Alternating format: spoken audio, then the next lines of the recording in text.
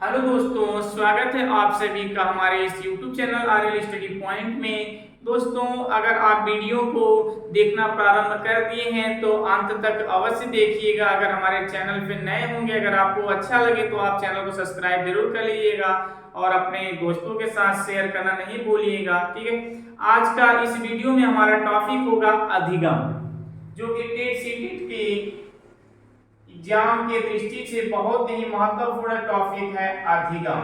अधिगम का मतलब क्या होता है? सीखना। ठीक है, जिसको इंग्लिश में कहते हैं लर्निंग। इसको इंग्लिश में क्या कहते हैं? लर्निंग कहते हैं। तो आज का हमारा टॉपिक होगा अधिगम, सीखना। ठीक है, तो हम लोग क्या करते हैं, जो कुछ भी चीजें क्या करते हैं, सीखते हैं देख करके, सुन करके या फिर क्रिया करके, है ना। तो अधिगम का अर्थ होता है सीखना। अधिगम के अर्थ की बात करें तो जो अधिगम है, अधिगम का अर्थ होता है, अधिगम का जो अर्थ होता है ये क्या होता है? सीखना।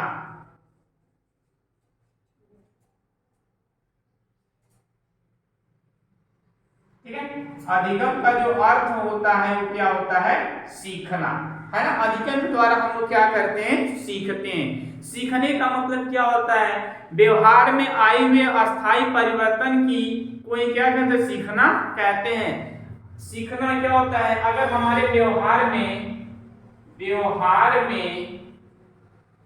आए हुए व्यवहार में आए हुए अस्थायी परिवर्तन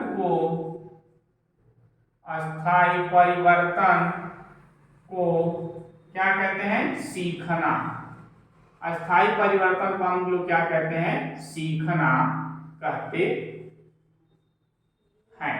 किसी के व्यवहार में यदि अस्थायी परिवर्तन आता है तो उसे हम लोग क्या कहते हैं? सीखना कहते हैं। ठीक है, देखिए सीखना क्या होता है?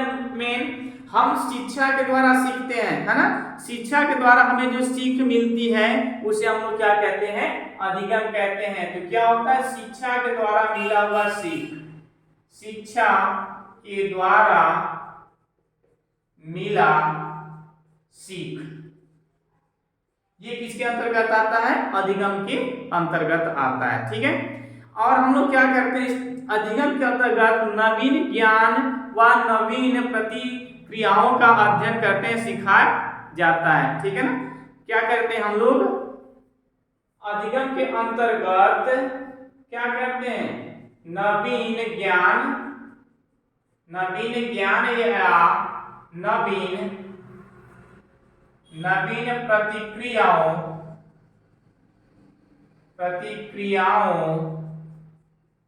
का, नवीन ज्ञान या नवीन प्रतिक्रियाओं का अधिगम।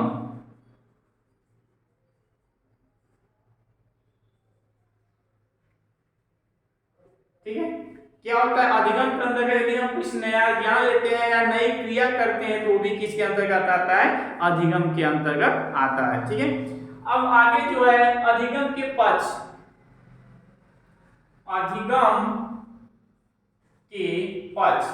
ठीक है, तो आपसे अगर प्रश्न आता है कि अधिगम के कितने पक्ष होते हैं तो हम लोग क्या करेंगे? अधिगम के पक्ष की बात करें तो अधिगम के 3 पक्ष होते हैं। कौन कौन से? अधिगम के कितने पक्ष होते हैं? 3 पक्ष होते हैं। अधिगम के 3 पक्ष होते हैं। ठीक है, पहला क्या होता है? अधिगम का जो पहला पक्ष होता है संज्ञानात्मक। पहला जो होता है संज्ञानात्मक पक्ष। संज्ञानात्मक पक्ष में क्या होता है? इसमें हम लोग क्या करते हैं? जो ज्ञान से हो, जो हमें क्या होता है? ज्ञान के द्वारा मिलता हो, जो ज्ञान के द्वारा मिलता हो, ज्ञान के द्वारा, ये क्या होता है? जो संज्ञानात्मक पक्ष होता है ये ज्ञान के द्वारा होता है। ठीक है, जो दूसरा होता है, दूसरा जो आपका होता है क्रियात्मक पक्ष। दूसरा क्या होता है? क्रियात्मक पक्ष। क्रियात्मक पक्ष का मतलब क्या हुआ कि इसमें हमें क्या होता है, जो क्रिया से प्राप्त होता है, हम जो क्रिया के द्वारा सीखते हैं उसे हम लोग क्या कहते हैं, क्रिया के द्वारा जो कुछ भी हम सीखते हैं उसे हम क्या कहते हैं, क्रियात्मक पक्ष कहते हैं। और जो तीसरा हमारा होता है भावात्मक पक्ष,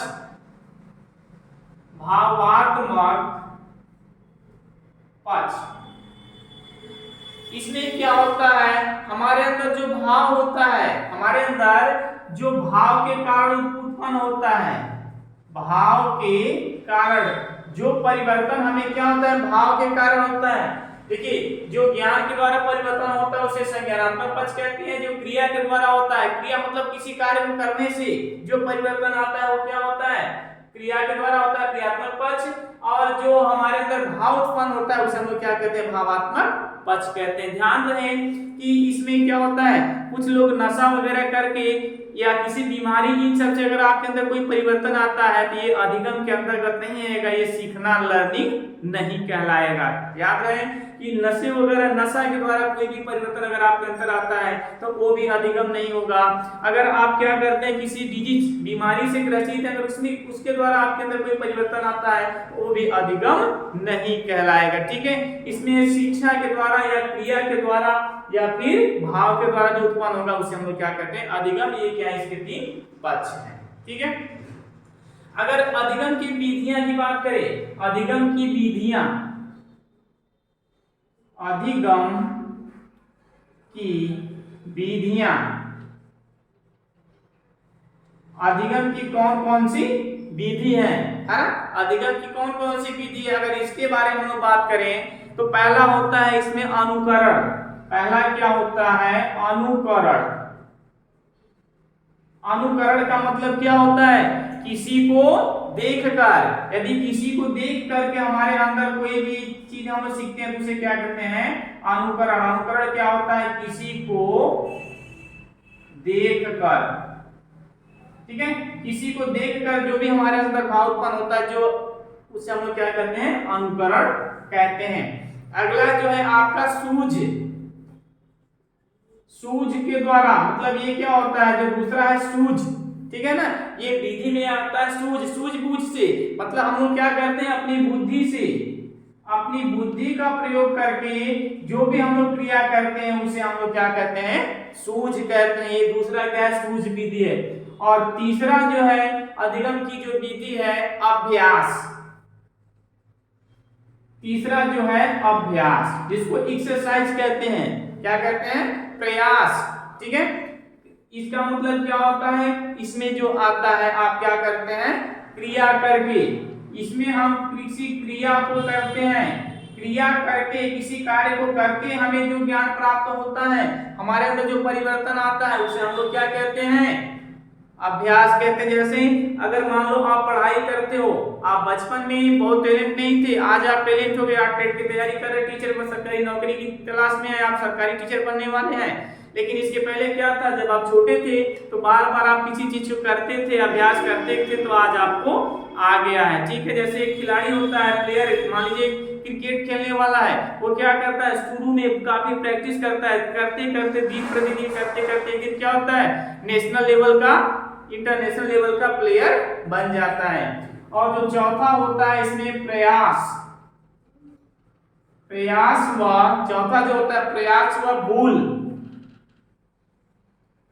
प्रयास व भूल का विधि होता है। हम लोग क्या करते हैं, किसी चीज को प्रयास करते हैं, भूलते हैं, प्रयास करते हैं, भूलते हैं। जैसे आप पढ़ाई करते हैं तो आपकी क्या होती है, पीछे की चीजें भूल जाती होंगी, फिर हम लोग क्या करते हैं, प्रयास करते हैं, उसको तैयार करते हैं, रिवीजन करते हैं, तो हमारा प्रिपरेशन हो जाता है, तैयारी हो जाती है। तो ये क्या है, ये अधिगम की चार विधियां हैं, अनुकरण, सूझ, अभ्यास और प्रयास की, प्रयास व भूल। ठीक है, ये क्या है, चार विधि है। और ये तीन क्या है, पक्ष है, संज्ञानात्मक पक्ष, क्रियात्मक पक्ष, भावात्मक पक्ष।